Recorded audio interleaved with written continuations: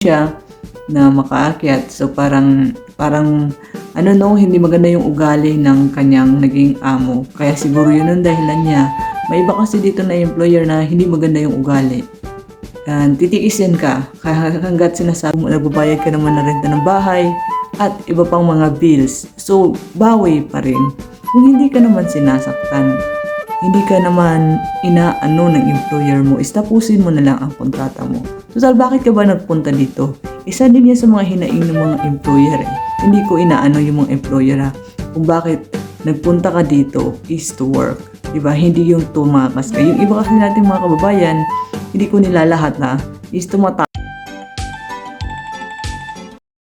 Master. Magre-re-upload ako kasi nagkaroon ng community guidelines sa last upload ko. Kaya pala mabagal yung viewers ko.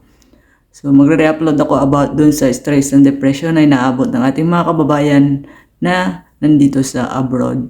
Yung mga sinabi ko is uulitin ko na naman sa mga depressed dyan kasi nung nakaraang araw may nakita ko na kabayan natin na tumalon nga sa building na pinagtatrabahoan niya sa condo unit ng employer niya sa Hong Kong dahil sa depresya o baka meron siyang problema sa pamilya. And yun, katulad ng sinabi ko is kung depressed tayo, mayroon tayong mga pinagdadaanan, is idaan na lang natin sa panalangin. Huwag tayong basta-basta gagawa ng mga bagay na pagsisisihan natin sa huli. So si kabayan ay hindi maanigan ng kahit anumang problema kasi may kita nung nag-day off siya nung Sunday na okay siya na sa post ng mga kaibigan niya na wala siyang pinagdadaanan. Pero nagulat na lang sila na tomorrow after that is bigla na lang siyang tumalon sa unit kung saan siya nagtatrabaho. And may naiwan daw siyang sulat. Di ko alam kung anong napapaloob sa sulat na yon, pero may iniwan si kabayan na huling habilin siguro sa kanyang pamilya. And meron din akong nakita na isa pang ibang lahi, I think isa siyang itim, baka Sudan, Nigerian o ano pa man or Black African na nagtatrabaho din dito na sinusubukan niyang tumakas. So itong worker ay dumaan sa bintana. Dumaan siya sa bintana para akala na siguro mababaw lang, pero di niya akalain na wala nang iba siyang maapakan pagdating doon, nahuli siya ng kanyang employer na babae. So imbis na tulungan siya na makaakyat, so parang hindi maganda yung ugali ng kanyang naging amo. Kaya siguro yun ang dahilan niya. May iba kasi dito na employer na hindi maganda yung ugali. And titiisin ka hanggat sinasabi mo na please dalhin mo ako sa agency o ganyan-ganyan, hindi ka nila dadalhin doon. So ikaw wala kang choice kundi tumakas. So itong worker ay tumakas at dumaan nga siguro siya sa teres o sa bintana. And hinayaan siyang mahulog. Imbis na tulungan nag-video pa itong si employer at hinayaan siyang mahulog ng tuloy-tuloy hanggang sa iyo na nga siya ay nasawi. Para sa mga kababayan naman natin dyan na pumunta lang dito sa abroad at ginagawang paraan ng pagiging domestic helper o household service worker, ay may plano pala na tumakas dahil nga may mga kapamilya sila dito at inuudyok sila minsan na magtrabaho sa labas. And para makapunta dito is ginagawa nilang way ang pagiging domestic. Mga kababayan, itigil nyo na po yan. Para sa mga kabayan ko dyan, itigil na yan dahil wala naman kayong mapapala. Kung iisipin nyo na maghurog, hindi sana nag-apply na lang kayong skilled workers sa Pilipinas. Hindi yung pagdating dito is bibigyan nyo pang problema yung mga sarili nyo at madadagdagan pa ang problema ng uwa at polo sa inyo. Dahil nakaset na pala yung plano nyo na pagpunta nyo dito, itatakas kayo. Kung hindi naman kayo inaabuso dyan, para sa mga kababayan ko dyan na may balak, kung hindi kayo inaabuso, hindi kayo sinasaktan, pinapasahod kayo, pinapakain kayo, tinatrato kayo ng tama, ay tapusin nyo na lang ang kontrata nyo. Itigil na yung, minsan kasi natitempt tayo na yung may mga kapamilya sa labas, tapos nakaka-chat nila, tinatawagan na dito ka sa labas kasi okay magtrabaho sa labas, malaki ang sahod sa labas, nakakagala ka dito sa labas. Mga kabayan, wag po tayong magpa-tempt sa ganun. Okay, sabihin na natin malaki ang sahod sa labas. Okay, magtrabaho sa labas.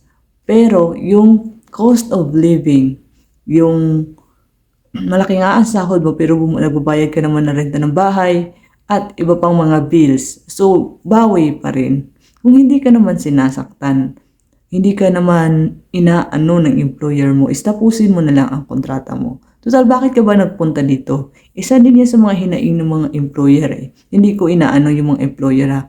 Kung bakit nagpunta ka dito is to work. Diba? Hindi yung tumakas ka. Yung iba kasi nating mga kababayan, hindi ko nilalahat na is tumatakas dahil may mga kapamilya silang nag-uudyok sa kanila. Mga kaibigan nilang nagtitempt sa kanila na magtrabaho sa labas. Or minsan nga, yun yung way nila na pag-abroad, yung pagpasok sa pag-domestic. Kunwari, after 1 month is doon na sila gagawa ng paraan para makatakas. Nagkaroon ka na nga ng problema sa pagiging hurog mo, pagiging undocumented mo, is dinadagdagan mo pa. Dahil wala namang kasiguraduhan kung makakakuha ka ng maayos na trabaho dahil isa ka ng undocumented worker. O malaya ka na. Pero yung mga documents mo, aminan na tayo dito, di ba? Lahat na nagtatrabaho sa bahay, ang mga documents nila, lalong-lalo na yung passport at yung residence ID is nasa employer. Yun din kasi ang pinakamalaking main problem namin ng mga household service worker. Yung mga documents namin, yung lalong-lalo na yung passport namin or yung ikaman namin is kino-confiscate ng amo namin, ni employer.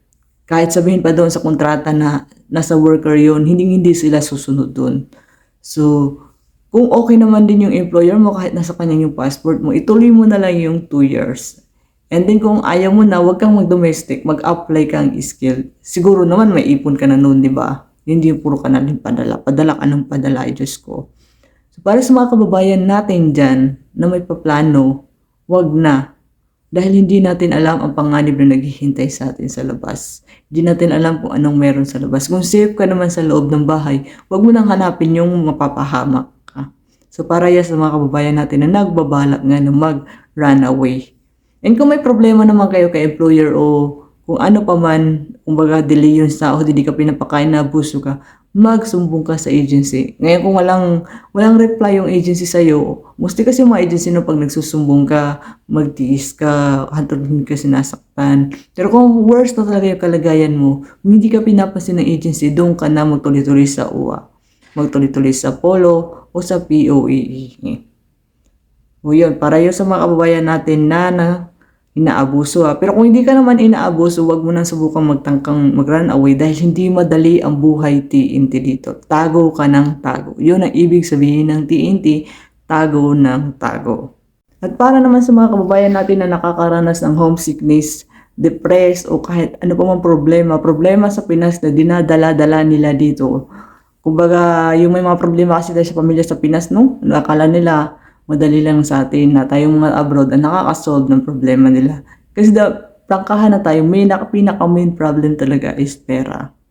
Minsan nga yung mga nag-abroad na may pamilya, pagdating dito, 1 year, mga ganon, yung asawa mo sa makabilang bahay na, o di kayo gumawa ng hindi mabuti, o nawawasak yung pamilya nyo.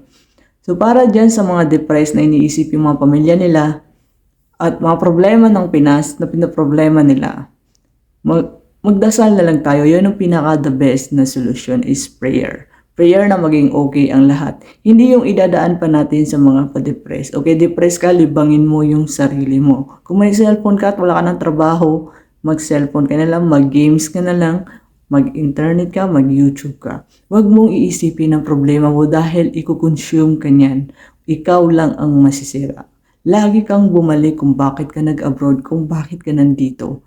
Yun ay para sa pamilya, para mabigyan mo ng pansamantalang buhay ang pamilya mo sa Pilipinas na magaan na buhay pansamantala. And then yung mga mahuhomesick, isipin mo palagi, lagi kang bumalik sa uno. Huwag mong iisipin na uuwi ka. And then example, uuwi ka. Pag uwi mo, anong mangyayari? Balik uno ka na naman. Plus, yung magaan na buhay na pinangako mo, panandalian, hindi mo matutupad. Yung mga nakaplano mo, example, kung magbi-business ka, hindi yon matutupad dahil sa homesickness. Lagi kang mag-isip ng mga positive thoughts, positive vibes. And ngayon, kung nade-depress ka, itigil mo na yan. Guys, ito lang ba sasabi ko sa inyo ha? Depression will consume you and will harm you. Kaya libangin mo yung sarili mo. Wag na wag magpapakamatay dahil ang pagpapakamatay hindi solusyon.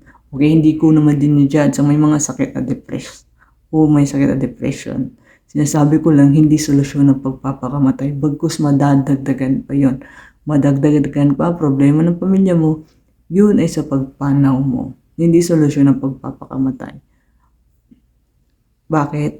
Magkakaproblema yung pamilya mo kung paano ka kukunin dito, paano kayo uuwi ng ripat. And magkakaproblema din yung employer mo. And nadagdagan pa yung problema ng pamilya nyo. Kung pera man yan, mas lalong nadagdagan.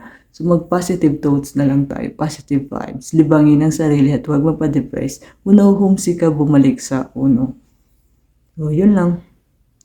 Thank you for watching.